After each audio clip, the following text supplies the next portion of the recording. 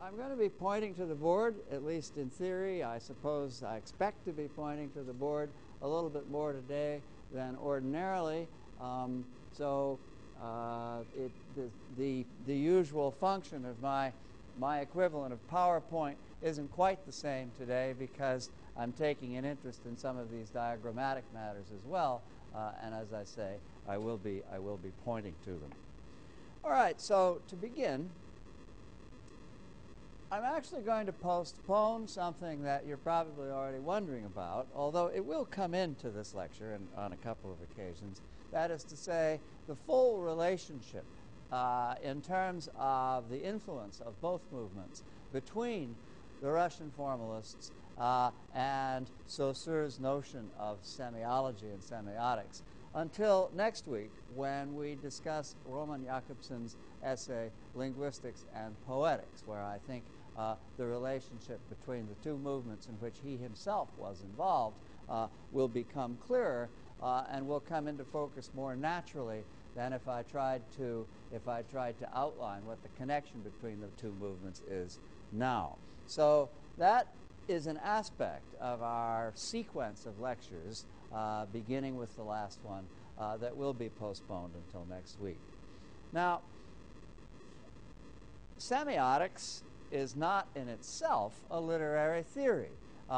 As we'll learn from Jakobson next week, literature can be understood, or what he calls sort of the study of literature, poetics, can be understood as a subfield of semiotics. But semiotics is not in itself a literary theory. In other words, perhaps to your frustration, what you read today has nothing at all in and of itself to tell you about literature. This isn't the last time this will happen during the course of the syllabus. But then, of course, our job is to bring out the implications for literature of texts that we read that don't have any direct bearing on literary study.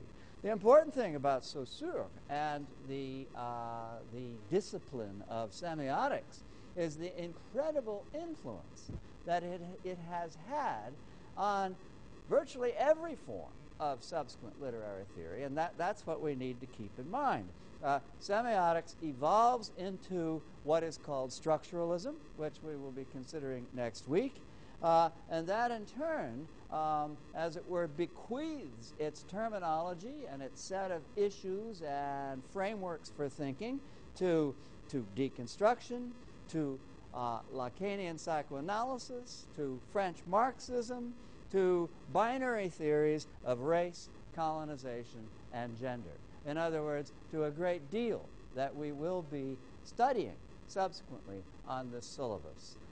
So while, again, what we read for today is not in itself literary theory, it is nevertheless crucially formative for a great many of the developments in literary theory that we'll be studying. Now, just as an anecdotal or conjectural aside, I've always found it so fascinating I can never resist talking about it. The relationship between various texts in our field, history of criticism, literary theory, texts that are considered foundational, which, curiously enough, a la Foucault, don't actually have an author. Aristotle's Poetics, we know actually not to have been one of the texts written by Aristotle, but rather to be a compendium of lecture notes put together by his students. And this is one of the reasons why in the golden age of Arabic scholarship in the Middle Ages, there was so much dispute about the Poetics. The manuscripts we find from this period are full of marginal notes where the scholars are chiding each other and saying, no, it can't be that way. In other words, in a way, it's a disputed text.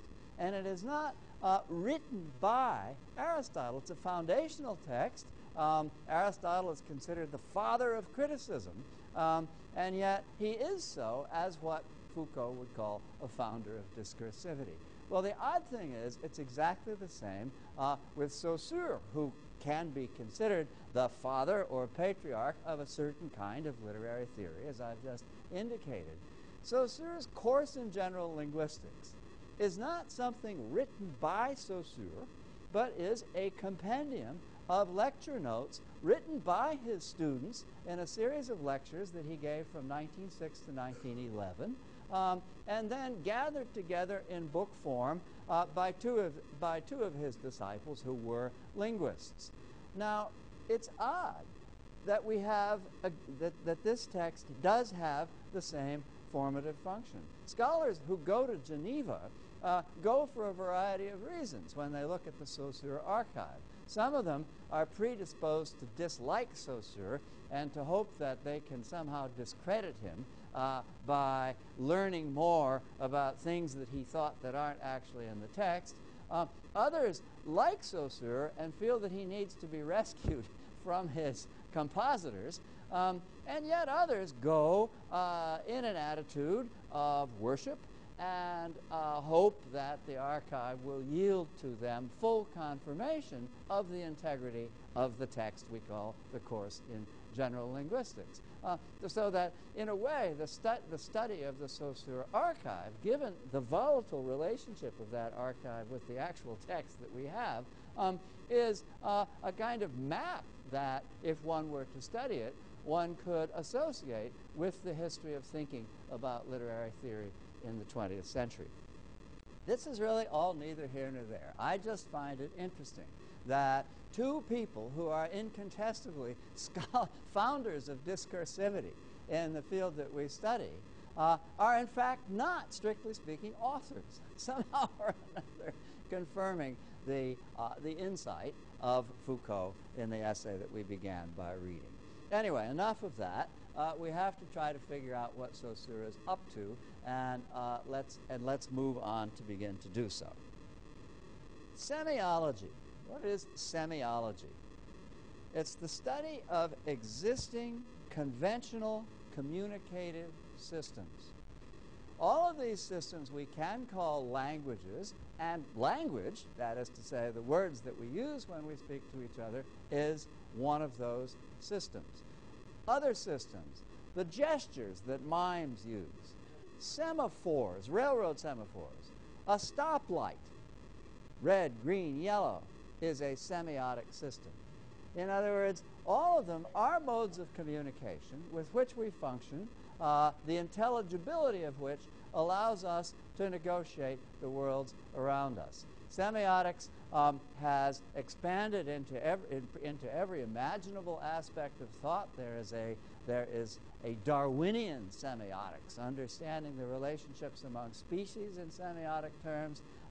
There is, in other words, a semiotics of virtually every imaginable thing understood as a language made up of a system of signs. Signs we'll be getting to in a minute, but in the meantime, it's important to understand what semiology actually is. That's what it is. Now, I meant to ask you, how many of you did not bring the passages that I sent to you by email last night?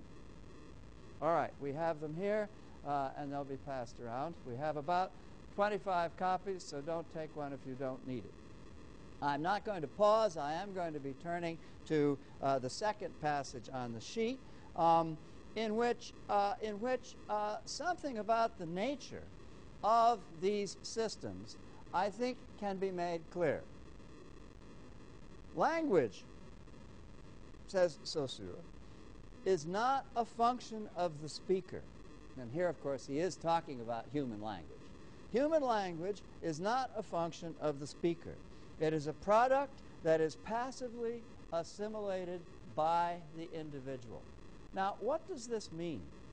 The fact that human language is not my language, that is to say, the fact that it doesn't originate in me, the fact that it's not, in other words, my private language, is, of course, a certain loss, because it means that when I speak, when I use language in speech, I'm using something that is not strictly my own.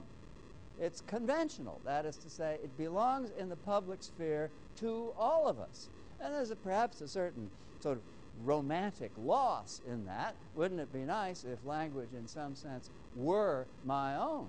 But the incredible gain, which makes language something like the object of science that Saussure is hoping to secure. This is one of the things, obviously, that he has in common with the formalists. The incredible gain is that if language is not private, if it's not my own, if it's not something that I can make up as I go along, if in other words, it is conventional, belonging to all of us, that's precisely what allows it to be communicative.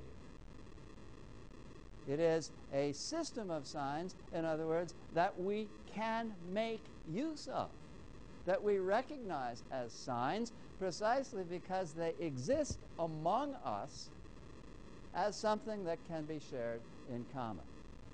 And so this then is the object of Saussure's attention as a linguist and as a semiotician. Now, what's implied in this idea is that language is something that we use. The best way to say it, and the quickest way to say it, is that I don't speak language. Language is something that exists as an aggregate, all at once, arguably, and this is something that's going to come up again as we come back to these coordinates that we'll be touching on from time to time today also.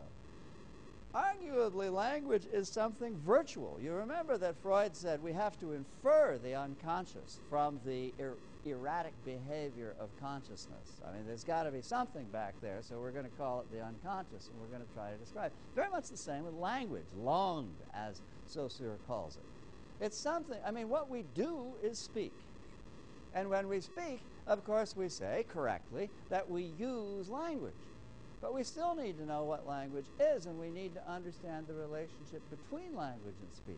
Now, we can understand language as a kind of aggregate of everything that's in the lexicon, in the dictionary, together with everything that would be in some sort of ideal or utterly systematized set of rules of grammar and syntax. But there is no real aggregate of that kind. In other words, it exists. It's there to be put together, partly as a matter of experiment and partly as a matter of conjecture by the linguists. But as a composite thing existing in a spatial simultaneity, synchronically, language is something that, in a very real sense, as is the case with Freud, we infer from speech. Now, speech is what we do. Speech is the way in which we appropriate, deploy, and make use of language. And Saussure calls that parole. Parole is the unfolding in time of a set of possibilities given in space.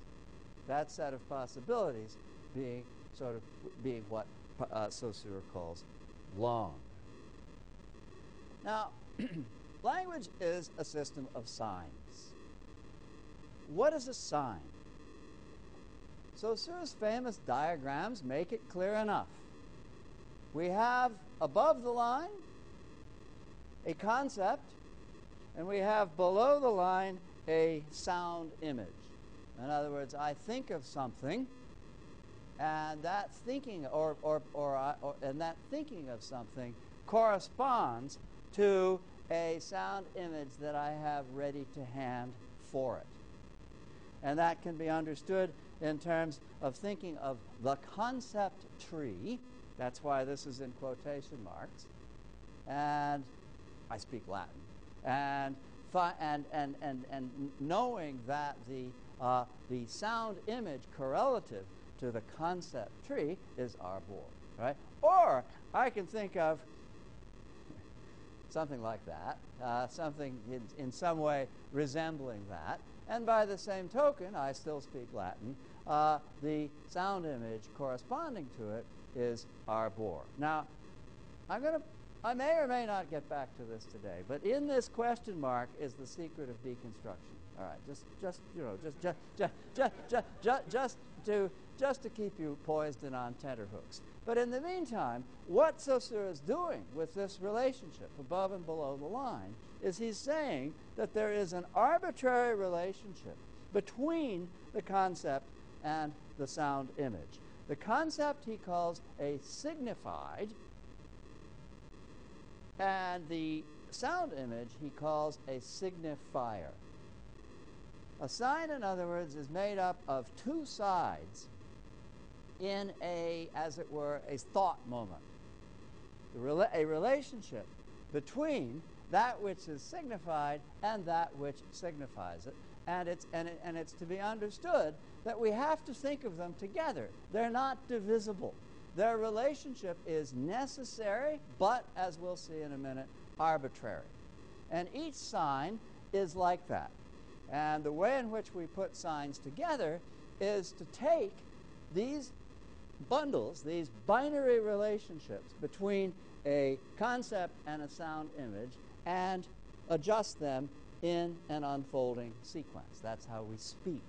That's how we make a sentence. All right, so in a way, the idea that a signifier, a sound that I make, arbor, refers to a concept, and by implication, by very powerful and strong and necessary implication, not to a thing, is not in itself new. The idea that a word signifies an idea and not an object is already fully developed in John Locke's essay on human understanding and is more or less commonly agreed on ever afterwards, and is, as I say, in itself a conventional thought that Saussure adapts and makes use of. But what is new in Saussure, and what really is foundational in semiotics as a science, is two things that Saussure then goes on to say about the sign. The first thing he has to say is that the signified-signifier relationship, as I said, is arbitrary. And the second thing he has to say is that the way in which we know one sign from another, either studying language in the aggregate, whereby clusters of signs exist in associational relation to each other, or studying it in speech acts, in speech, whereby signs exist next to each other in a sequence, the way in which we understand what a sign is differential. So that what's new in Saussure's thinking about the relationship between signified and signifier is the sign tied up in this relationship is both arbitrary and differential. Okay, this is a first walk through some essential ideas. I want to go back to the distinction between language and speech and refer you to the first passage, which now all of you have it, on your sheet. Because, like the Russian formalists, Saussure is chiefly concerned in outlining what he means by semiology, to establish the semiological project as a science. And like the Russian formalists, and in a way like the new critics talking about their academic colleagues, Saussure is vexed by the messiness and lack of system in the study of linguistics. And this is what he says in this first passage. He says, if we study speech from several viewpoints simultaneously, the object of linguistics appears to us as a confused mass of heterogeneous and unrelated things. This is speech. I'm a linguist, and so what do? I study speech. I study speeches. And if I do so, and if I keep thinking about it in a variety of ways, all sorts of frameworks jostle for attention. Saussure continues. This procedure opens the door to several sciences: psychology, anthropology, normative grammar, philology, and so on, which are distinct from linguistics, but which might claim speech in view of the faulty method of linguistics as one of their objects. As I see it, there is only one solution to all the foregoing difficulties. From the very outset, and this is a rather peculiar mixed metaphor, from the very outset, we must put both feet on the ground of language and use language as the norm of all the other manifestations of speech. It's as if he's trying to hold language down. You know, stay there, stay there. We put both feet on the grounds of language so that we have it, so intelligible to us as a system, as something that can be understood precisely differentially, that can be understood in the variety of ways in which language organizes signs. It might be worth pausing over the variety of ways in which we can think of signs in language, all of which have to do with the way in which a given sign might be chosen to go into a speech sentence. I don't know. Take the word ship. Ship is very closely related in sound to certain other words. We won't specify them for fear of a Freudian slip, but that is one cluster. That is one associational matrix or network that one can think of in the arrangement of that sign in language. But there are also synonyms for ship. Bark, boat, bateau, a great many other synonyms, sailboat, whatever. And they too exist in a cluster. Steamship, ocean liner. In other words, words that don't sound at all the same, but they're contiguous in synonymity. They cluster in that way. And then furthermore, ship is also the opposite of certain things. I mean, and that so that it would also enter into a relationship with train, car, truck, mule, modes of transportation, right? And in all of these ways, ship is clustered associationally in language in ways that make it available to be chosen. Available to be chosen as appropriate for a certain semantic context that we try to develop when we speak. So that's the way a sign works in language. I mean, this is the tip of the iceberg for any given sign, but it gives you some. And by the way, in what I'm saying, I oversimplify by supposing that the basic constituent of unit of language is a word.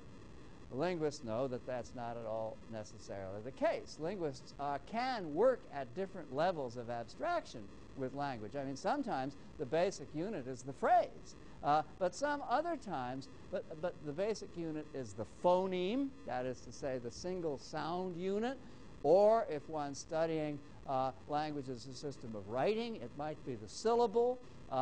It could be the letter, understood either graphically or audibly, and the variety of ways in which one can choose a basic unit in the study of linguistics means that you need a special word for that unit, which is characteristically the tag meme. In other words, whatever you're thinking of as you're systematizing your understanding of language as the basic constituent unit, the word being probably one of the less popular choices, even though that's the one I've just used. The blanket term for that is the tag meme. And so you can understand the associational nature of signs also as tagmemic. Then, of course, since there's a certain amount of semantic payoff, let's say, if you're talking about a phoneme, especially because of the as Saussure will say, and as I'll get back to, misleading onomatopoetic drift of language. Perhaps a certain sound has certain connotations, meaning the sound may cluster as sort of in an associational network. But depending on the unit chosen, the associational networks will differ but they will still exist as a matrix. In other words, it is always probably, I mean, how else could we have any sense of systematicity in language? It is always probably the case that when I speak, I won't choose just any word. E. Cummings actually boldly experimented with this principle, and he attracted the attention of the linguists, particularly a linguist named Del Himes. E. Cummings wrote sentences like, "He danced his did," where did is obviously not a word you would have supposed to be in any way involved in an associational cluster in language. You know, I mean, he danced his did. That is, in every sense, a misfire, as one school of thinking about language would call it. And yet, at the same time, Cummings thumbs his nose at us and deliberately uses that word, almost as though he were issuing a critique of semiotics, but at the same time, such that semiotics would probably have available to it its ways and means of refutation. A certain amount of ingenuity is that's all that's required to notice that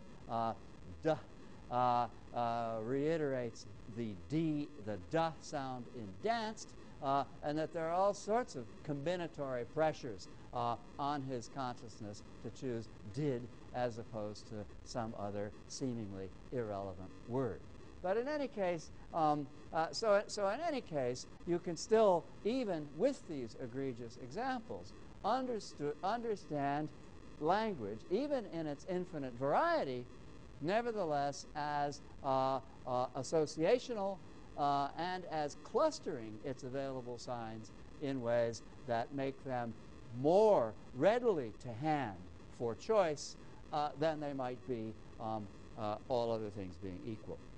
Well, in any case, so language is a system of signs. The signs are both arbitrary and differential. Now, what does this mean? This is actually the second thing, maybe, that we learn under the influence of what we call literary theory and the thinking that surrounds it about the nature of perception. If the sign is both arbitrary and differential, that is to say, if there is no such thing as a natural sign, something that is linked by nature, by the nature of the thing and the word together with a thing. If on one side of the border, as Saussure puts it, we look at a cow and say ox, and if on the other side of the border we look at a cow and say bœuf, and if we cross a considerable body of water and we look at a cow and say cow, plainly the relationship between the thing and the sign, you know, the matrix signifier signified, just doesn't exist. So signs are arbitrary, and they're also differential. I have to be able to distinguish between all the signs I use in any communicative sequence. And how do I do it?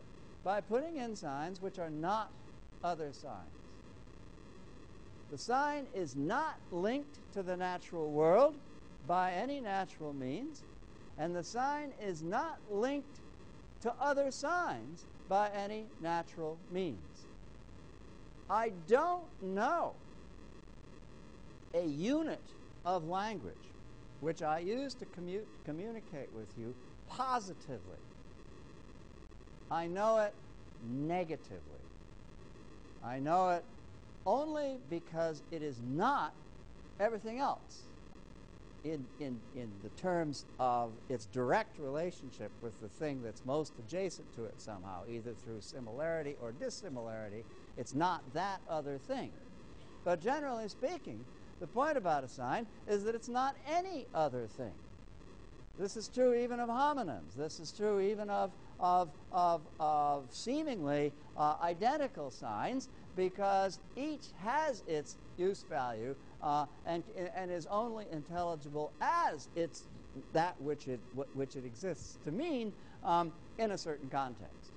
So it is always the case that I can only know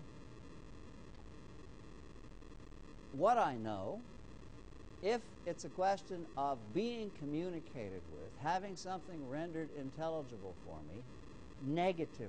I can't know it because it just is either that sign or that is. I don't know it positively. I'm about to give an example of this, which I hope will flesh out what I'm trying to get across. In the meantime, a couple of passages in Saussure that may make the point.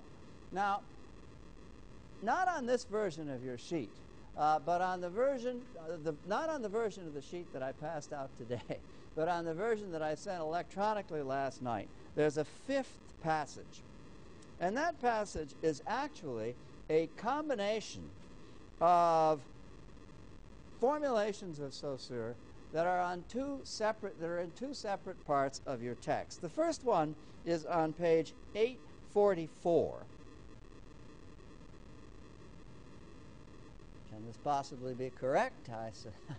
I hope it can. No, it is not correct. It's page 845,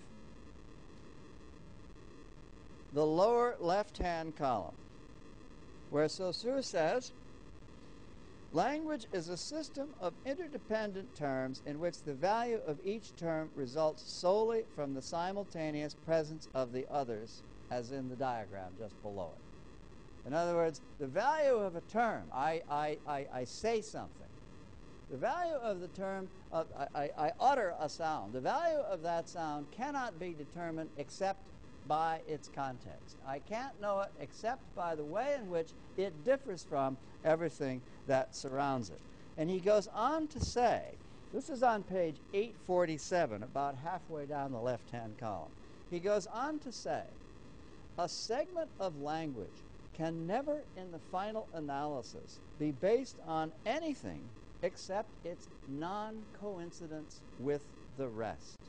Arbitrary and differential are two correlative qualities. Now, why don't, and then again, another passage on page 846, the right-hand column, halfway down.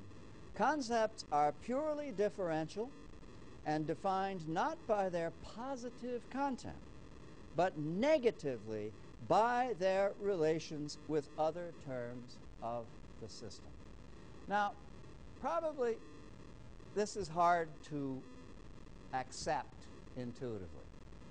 We feel, as we process the world around us, that we know things for and as what they are. We feel, I look at something and I know what it is, forgetting that possibly I only know what it is because of a context in which indeed it is not those other things that are linked to it. Now I want to take an example. I could use any example, but I'm going to use something which plainly does move around various semiotic systems. It's a piece of language, but it also belongs to other sorts of semiotic system, as we'll immediately see. I want to use the example of the red light. Now, in a stoplight, which is probably just about the simplest semiotic system that we have, it only has three, one is tempted to say variables, plainly differing from each other, red, yellow, and green. We have two ways of thinking about the red light. If we think that our knowledge is positive, we say red in a red light means stop. It is spontaneous to us to say red light means stop. Now, if all we have to go on is just this semiotic system, it's going to be kind of hard to put up resistance to that sort of thinking. Because by the same token, we'll say yellow means pause, green means go. These three lights with their respective colors just do positively mean these things. Everybody knows it, and I'm certainly not thinking when I approach an intersection that when the red light goes on, I'm not saying to myself, oh, not yellow, not green. You know, my mind just doesn't work that way. All right, but still, it's a red light, right? And our hypothesis is that the red light has positive value in the sense that it means a certain thing. It means, we say, stop. Well, suppose the red light appeared on or as the nose of a reindeer. In that case, the red light would be a beacon, which means forward, go, follow me, damn the torpedoes, right? We've got to get these presents distributed. No time to waste, you know. And we race off, you know, perhaps risking an accident. Who knows? We race off under the compulsion of the meaning of the red light, which is go. Right? Now, by the way, there's an anecdote, the truth of which I've never been able to ascertain, that during the Cultural Revolution in China, Madame Mao very much disapproved of the fact that red lights meant stop, because red is, of course, the color of progress.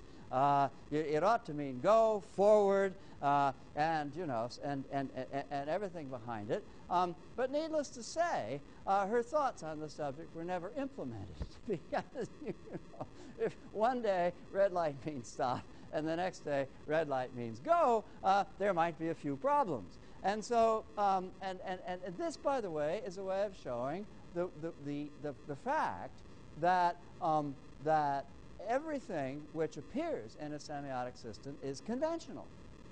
Right? I mean, there's an emptying out of positive meaning in the very awareness that, after all, the red light could mean go. I'm about to go on and give more examples.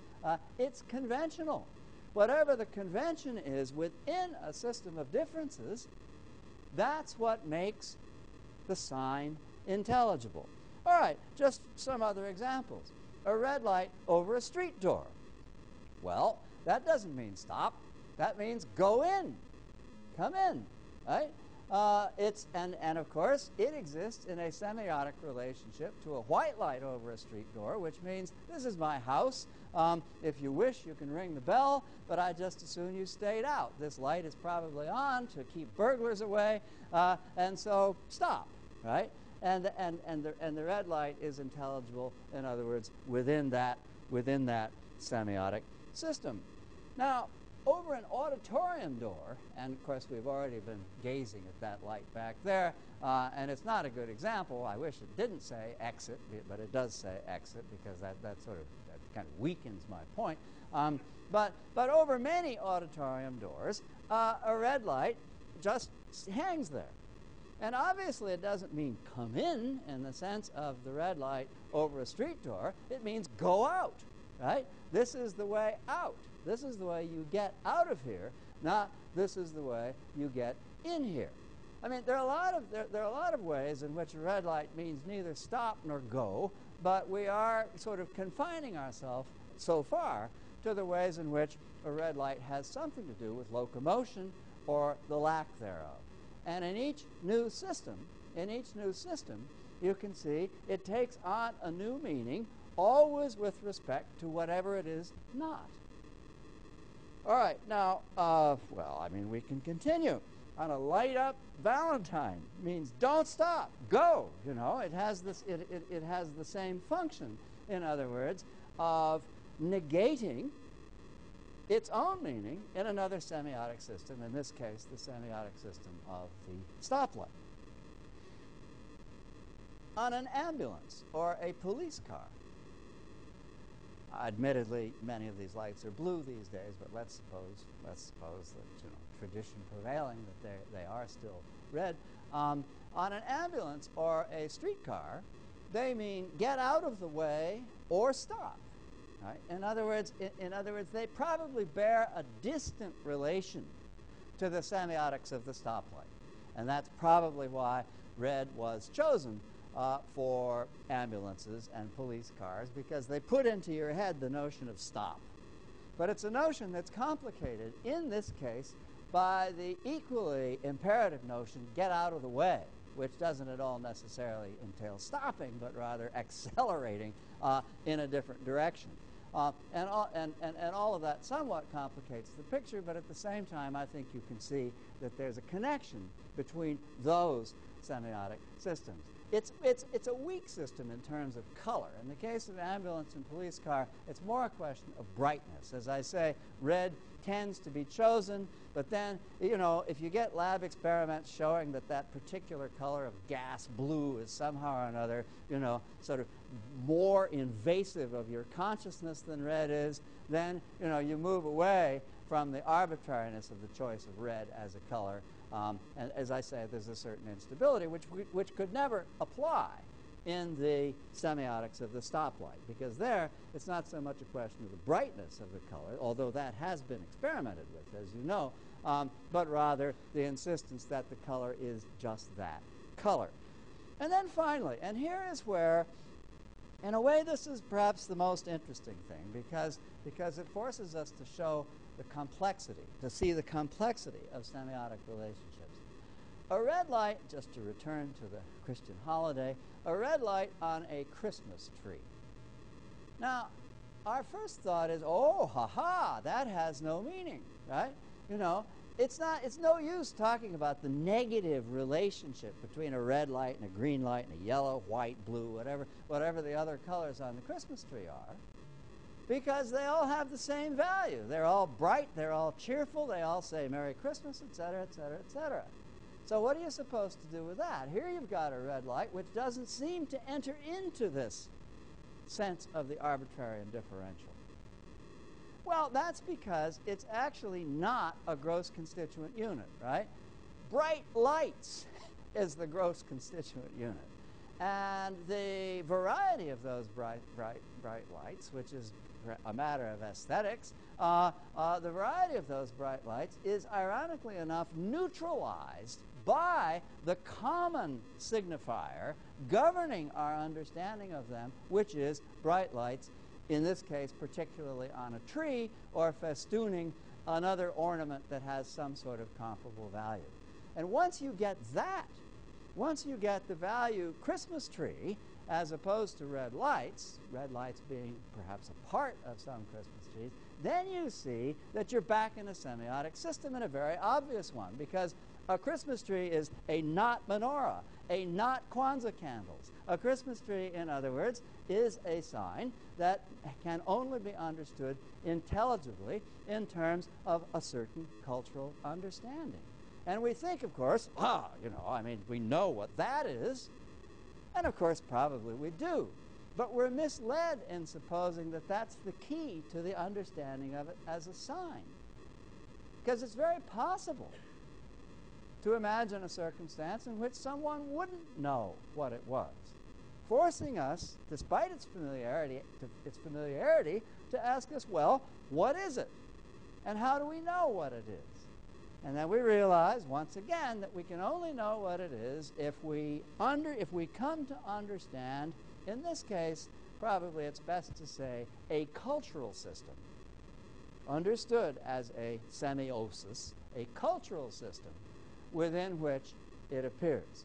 And so this last version of the red light introduces interesting complications, which I don't think should confuse. I think they should actually show us a little bit more about how we can understand the organization of the things around us and within us as systems of signs.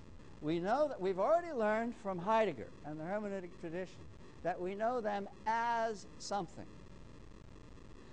But it remains to show how we know them. That is to say, we don't know them positively. I mean, Heidegger raises the interesting fact that we spontaneously recognize something. And that makes us, but that's one of the things which could be dangerous for semiotics, because it would make us think or assume that we know them, that we know things positively. Without thinking, in other words, I know that that's an exit sign. I don't know that it's a white thing with red marks on it. I know that it's an exit sign. But I can't know that. The Saussurean argument is without knowing that it is not all the things that it's not. If it were all the things that it's not, or if it were identical to all the things that somehow or another it's not, then I would be in a very difficult situation because I wouldn't have any means of knowing it in particular. The very fact that I need to know it in particular is what makes me need to know it negatively. And that is, it seems to me, in other words, we now know two things about how we perceive things from the standpoint of this subject matter, and it's very useful to put them together. The fact that we always know things first, but at the same time, the fact that it's misleading to think that our knowing them first means that we know them positively.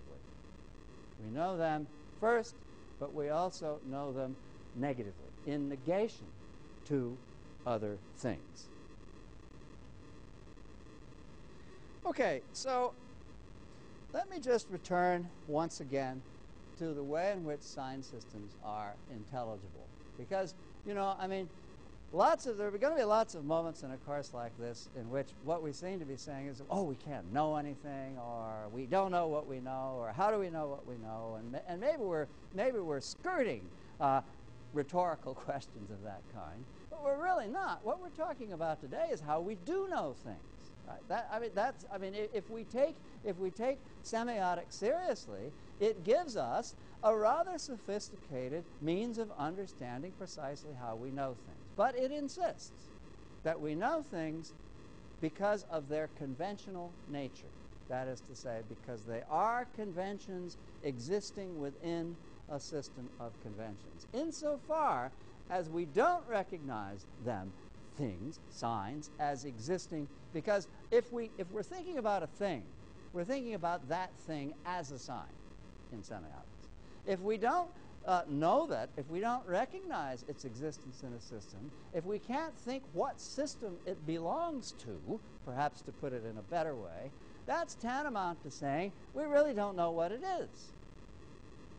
And I think the more we think about it, the more we realize that we only know what it is if we know the system that it belongs to, which is to say, all of the things related to it which it is not. Okay, so the intelligibility of sign systems is their conventionality. That's why it's impossible for anybody to come along and say, oh, I don't like the fact that the red light is red. It's symbolically the wrong move. Let's make the red light the symbol of go. Now with the ecological movement, it would be very difficult to make the green light the symbol of stop. But in any case, all sorts of complications would arise, right? But in the meantime, you see that we can't mess with conventional systems by imposing the individuality of our will on them and expecting anything to change.